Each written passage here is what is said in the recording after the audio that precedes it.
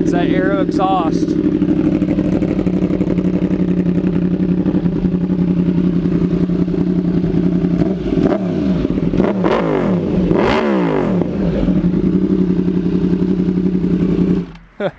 It probably is just all washed out on the camera audio, but that actually is so loud it hurts my ears. Hey, how's it going, guys? Bikes and Brass back here. Before I unveil my new build project, because that'll probably be in about 2 days, just kind of wanted to do a little filler video, if you will, on my pride and joy, man. This is my Yamaha R1 2016 R1. It's actually an R1S, but this is my, I probably put more work into this thing than I have on anything else, more hours, more time. Certainly I've had, when you combine all the work that other people have done on it and stuff, it's definitely, probably well over 1,000 hours of time on this bike. But doesn't look like anything too crazy, I guess. It's all pretty much stock bodywork and everything like that. I guess I'll just start with the looks, department of it. So this is just the plain old red and white R1S bodywork. I added these little like plastic clear bra shields to it. That just keeps it from getting scratched up. I didn't want to do aftermarket fairings or anything, so I just decided to kind of go that route. There's a website called laminex.com. They make it for a lot of different bikes and stuff. So yeah. I did the TST Industries fender eliminator and integrated turn signal taillight. Actually, let me turn it on so you can see what that looks like. It's pretty neat. So this is kind of just the stock, the normal running light way it looks. And then this might be a little bit hard to hit this. I guess my arms are long enough. But it does a 3 flash blink when you brake, which is really cool for safety, and it's just kind of trick looking, and then let me show you the blinkers. The blinkers are really, really trick too.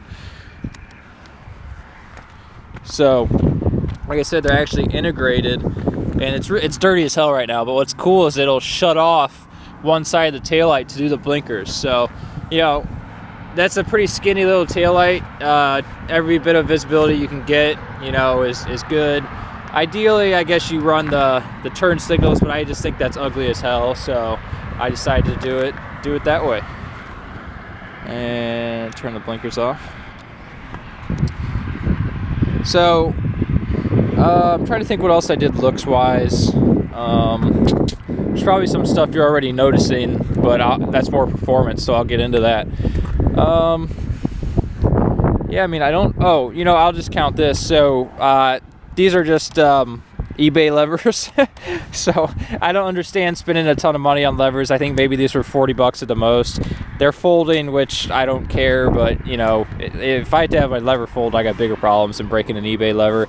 And they're adjustable, which is really cool. I like to have my clutch super close to my left hand, just because. Check that out, S2000. I just like it that way. It's easy to grab. I like instant clutch grab feeling. You got to make sure you don't do it too close so you're not riding the clutch while you're going down the road, but I like that. And then I like my brake close as well, because it's just quick, easy to grab. I don't like a lot of free play or whatever you call it. So yeah. If you're wondering what this switch is, all that is it's a little, I'll show you.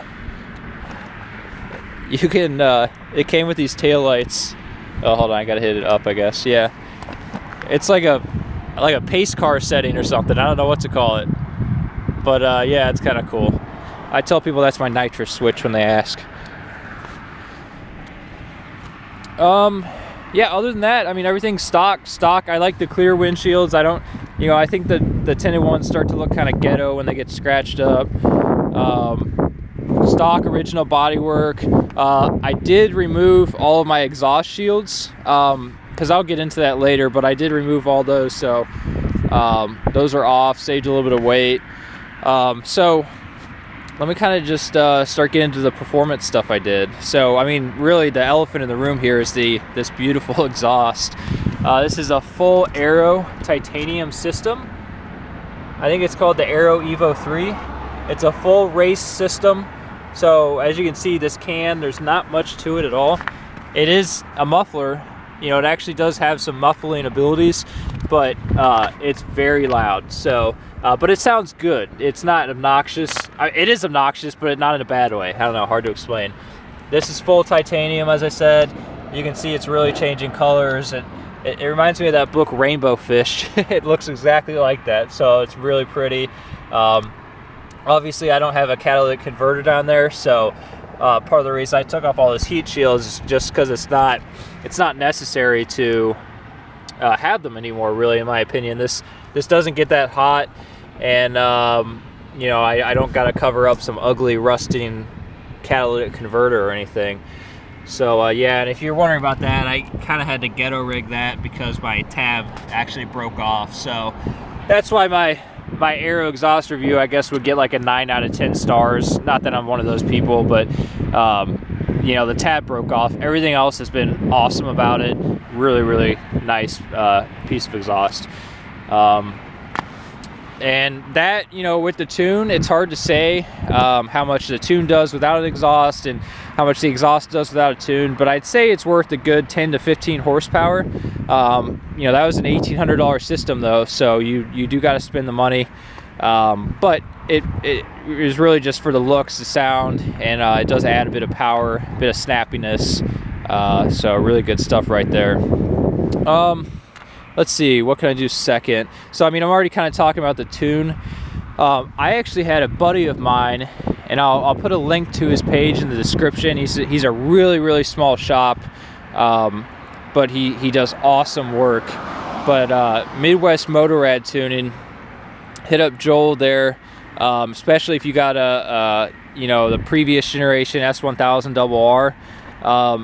And he, you know, if you're in the area, which I'm in and around St. Louis, or if you are willing to send off your ECU, I think he can tune it. But he wanted to try a Japanese bike, so I brought him my R1, and he did a phenomenal job on this thing. He took it from about 165 horsepower, sorry, I thought I heard sirens, all the way up to about 185, and much more on the bottom end. I mean, we saw 40 horsepower gains in some spots. Smoothed it out. He actually per cylinder tuned this bike.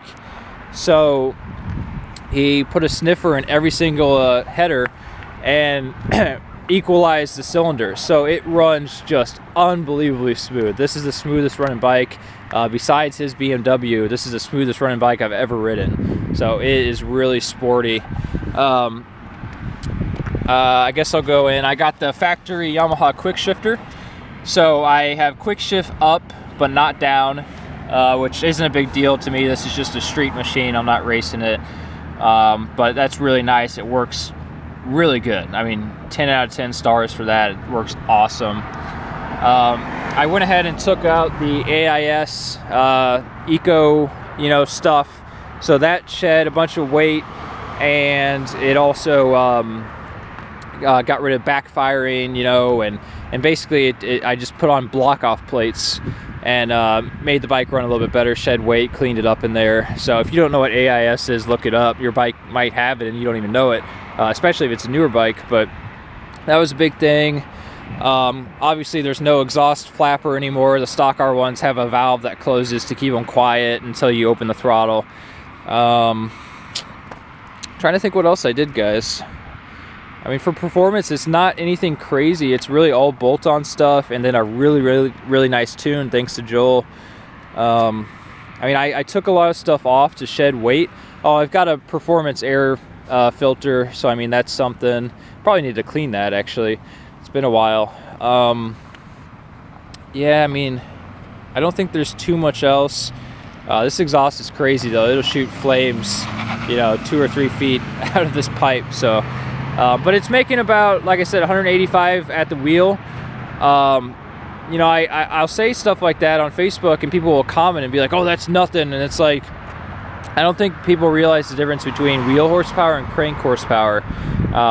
You know, 185 at the wheel, I think, is probably pretty easily like 200 at the crank. I've had people tell me they're making 200 horsepower, and I ask if it's at the wheel or the crank, and they kind of just be like, oh, I guess the wheel, you know, they don't really know.